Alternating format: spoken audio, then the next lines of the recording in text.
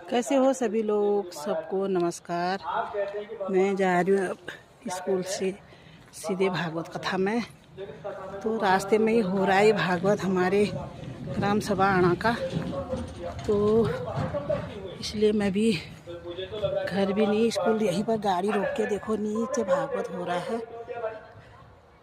मंदिर यहाँ भागवत हो रहा है, तो मैं स्कूल से ही सीधे वहीं जा रही हूँ।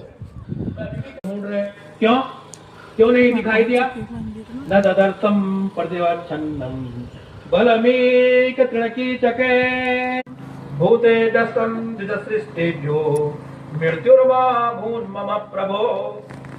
ब्रह्मा जी ने कहा, अरे भाई दैत्येंद्र उठ, मैं तेरी तपस्या से बहुत खुश हूँ, बहुत प्रसन्न हूँ।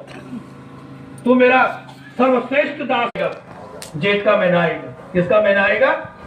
तो कहा ये 13वां महीना है, इसी को पुरुषोत्तम मास कहते हैं। क्या कहते हैं? और देखो महाराज, पुरुषोत्तम मास में जहां कथा होती है ना, उसका सबसे उत्तम फल। किसी मंदिर में यदि पुरुषोत्तम मास में भागवत सुने तो उसका और भी क्या है, विशेष फल है महाराज। तो कहा न अंदर न बाहर है।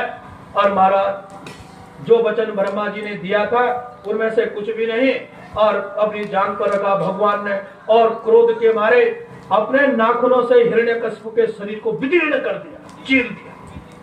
हिरण्यकशिपु की क्या हो गई? मृत्यु हो गई, प्राण निकल गई। हिरण्यकशिपु का शव है।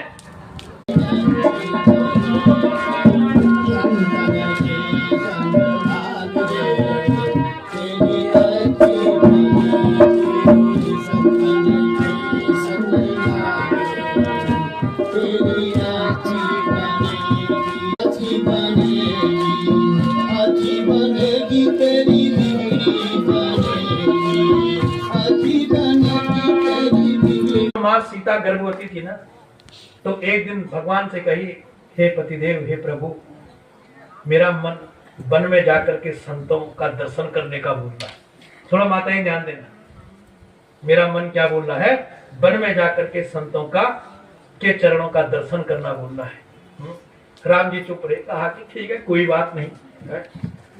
और जब दशरथ जी के प्राण निकले, जब राम जी को 14 वर्ष का वनवास हुआ था, तो दशरथ जी ने उस समय भगवान से प्रार्थना की कि हे प्रभु, मेरी बची हुई आयु मेरे पुत्र राम को मिल जाए, मेरी बची हुई आयु मेरे पुत्र राम को मिल जाए। आज ठीक समय आया, दशरथ जी की जो बची हुई आयु थी वो राम जी के पास चले गई।